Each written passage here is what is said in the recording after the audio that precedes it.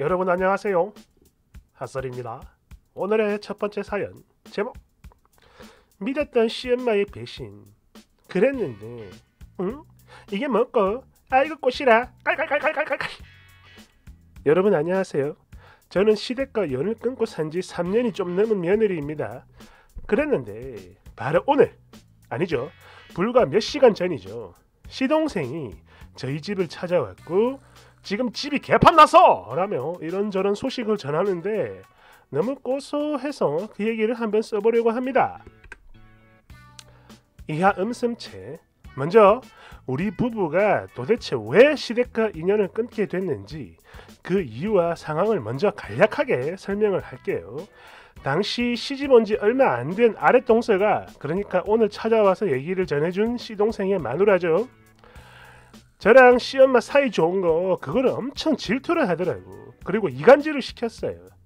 뱀의 혓바닥으로, 뱀의 쌔바닥으로 시어머니를 구워 삶았는데 그러다가 결국 저한테 걸렸고 크게 싸움을 하게 됐던 겁니다.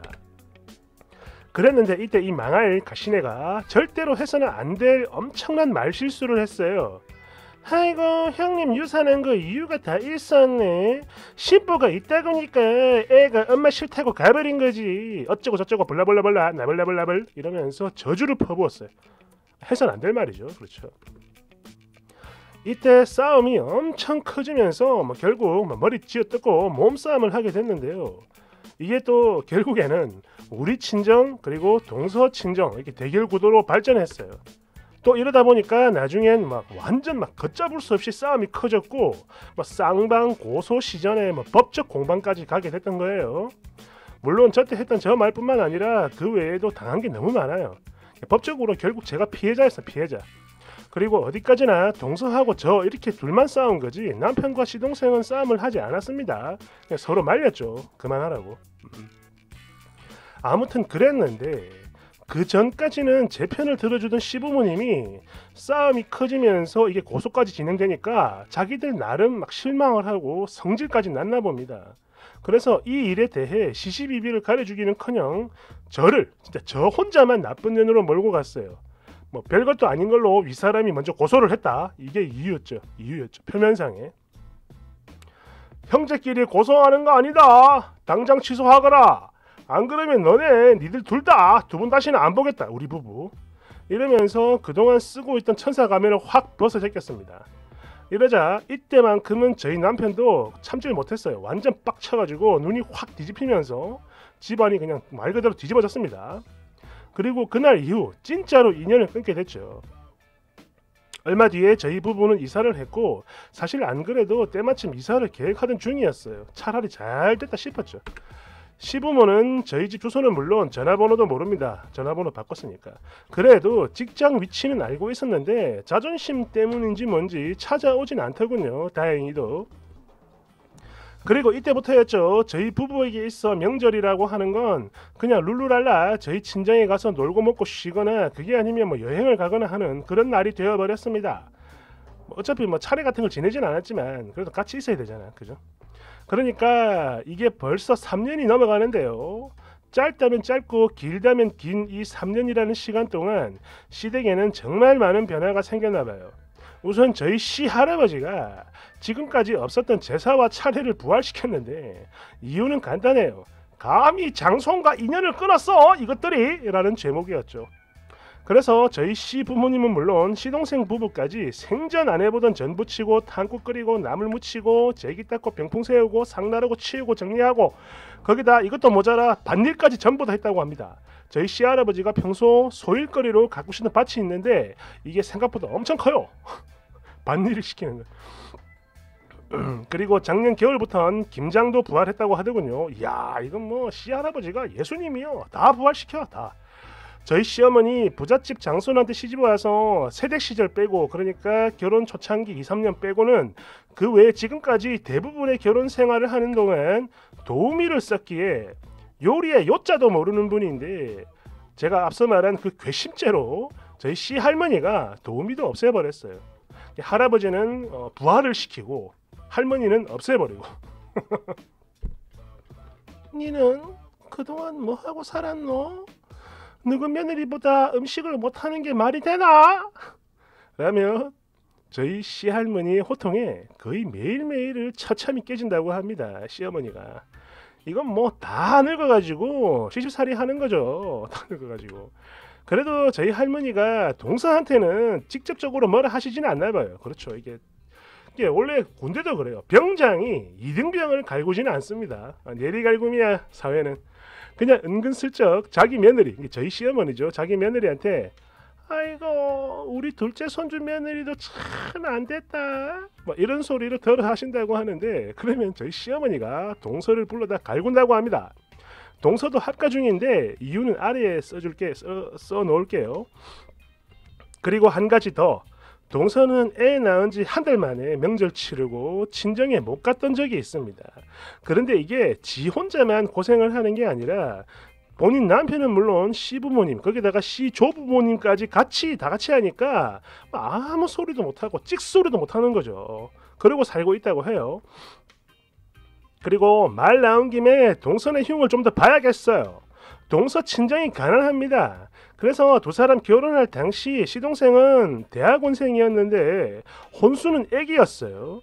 그래서 저희 시부모님이 1년 반 정도 그 집안 경제력 돈을 준 거야. 거기다가 학비까지 다 대주신 거죠. 이러다 보니까 당연히 화가 나지 않겠습니까? 가뜩이나 본인 생각에 모자라는 며느리인데 지 윗동서랑 크게 싸워가지고 결국 인연까지 끊게 만들고, 그것도 모자라 늙음하게 며느리랑 같이 시집살이를 하게 됐으니까 짜증나겠죠. 거의 매일매일을 동서한테 땡깡을 부린다고 합니다. 알고 있는 거예요. 그러게 어머님 그때 왜 그러셨어요? 이렇게 될 줄 정말 모르셨나요? 왜 내 편 안 들었어? 이 꼴 날 줄 몰랐어요? 아무튼 아까도 말씀을 드렸지만 동서는 지금 합가 중이에요. 시부모님과 시조부모님까지. 그런데 이게 나름의 사정과 이유가 있습니다. 일단 아까도 말씀드렸지만 가난해요. 돈이 없어요. 그래서 얹혀 사는 거 이게 제일 크고, 또 남편은 학생이었으니까, 두 번째로는 또 시어머니가 애를 봐주기 때문에 일을 해야 하니까, 이러니까 같이 사는 겁니다. 그래서 상황이 이런데 동서는 물론 시동생조차도 아무 소리 못하는 거죠. 그리고 사실 다른 건 몰라도 이거 하나만큼은, 아무리 미워도 이거 하나만큼은 뭐랄까 좀 짠하다고 해야 하나, 아무튼 좀 불쌍하긴 했어요. 원래 저희 시어머니가, 저는 물론 동서한테도 천사표였습니다. 착한 분이세요.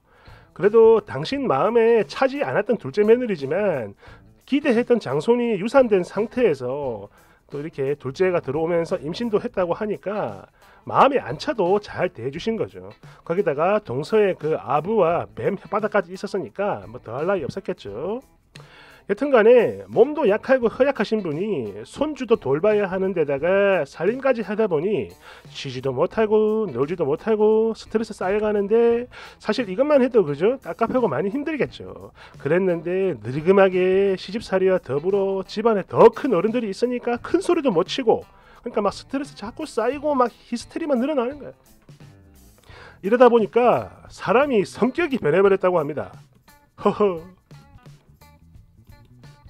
거기다 저희 시아버지도 이와 마찬가지인 게, 돈은 돈대로 나가지 미운틀 박힌 며느리 살고 있지, 등신 같은 아들은 안 나가고 계속 삐대고 애만 먹이지, 하나 있는 마누라는 자기한테만 화풀이하지, 또 어머니 아버지 눈치 보이지. 이러다 보니까 시아버지 이제 집에 잘 안 들어오신다고 합니다. 늦게 들어와요. 진짜 뭐 이거 얘기 들어보니까 집안 분위기가 완전 개털입니다. 개털. 아 그리고 아까 그 맨 처음에 말했지만 불과 몇 시간 전 시동생이 조금 많이 취한 채로 저희 집을 갑자기 찾아왔는데요. 사실 뭐 동서가 미운 거지 시동생이 미운 건 아니니까, 그래서 쫓아버릴 수도 없고 그냥 같이 앉아 술 한잔 했어요. 또 형제간 우애도 좋고 또 당시 인연을 끊지는 않았어요. 형제끼리는. 그러니까 저희 집 위치도 유일하게 시동생만 알고 있죠. 물론 이 부분은 남편도 저한테 허락을 받고 알려준 거예요. 아무튼 그렇게 찾아와서 이 얘기를 줄줄줄 풀어놓는데, 오늘도 마누라하고 엄마 싸우는 거 말리다가 열받아서 그냥 확 집을 뛰쳐나왔다고 합니다. 그리고 얼마 후 혀까지 꼬일 정도로 취해버렸는데, 이때부터는 제가 아니라 본인의 형, 그러니까 저희 남편을 붙잡고 하소연을 하더군요. 진짜 여하고 싶다. 죽고 싶어. 이 새끼가 이제 와서 뭐 어쩌라고 이 새끼야. 좋든 싫든 결국엔 네 선택인데 누굴 탓해. 이제 그만해. 아, 형님아, 그러지 말고 형님 네가 내 좀 도와줘라. 나 이혼하게 좀 도와줘. 나도 좀 싣고 살게. 야, 취했으면 얼른 집에 가, 이 또라이 새끼야. 이러고는 택시를 불러 태워 보냈는데, 허허, 이걸 뭐라고 해야 하나. 시동생이 이리 치고 저리 치는 거 보니까 불쌍하긴 한데요. 남편이 시동생 보내고 하는 말이, 이제는 저 새끼하고도 연락을 하면 안 되겠네. 문디 새끼. 이런 소리를 하네요. 그런데 이상하죠. 굳이 말리고 싶진 않습니다. 라는 사연이었어요. 댓글 한번 봅시다. 1번. 이제 좀 있으면 시동생이 시부모님 대동해서 당신 집으로 찾아올 거예요. 다시 맏며느리 자리 들어가고 우리 좀 살자 이러면서 말이죠. 정신이 제대로 박힌 놈이라면 아무리 술에 취해도 찾아가면 안 되는 집이야. 형 집은. 그게 정상이죠. 2번. 이제 시동생도 모르는 곳으로 이사를 하셔야 되겠네요. 이거 시동생의 큰 그림 같은데 안 그래요? 3번. 이혼하게 도와줘가 아니라 얼른 다시 돌아와 같은데 말이죠. 그러게 좀 잘 좀 하지. 감사합니다 여러분. 좋아요 팍팍 눌러주세요. 근데 뭔가 근데 고소는 어떻게 됐지? 어떻게 해결이 됐을까? 감사합니다.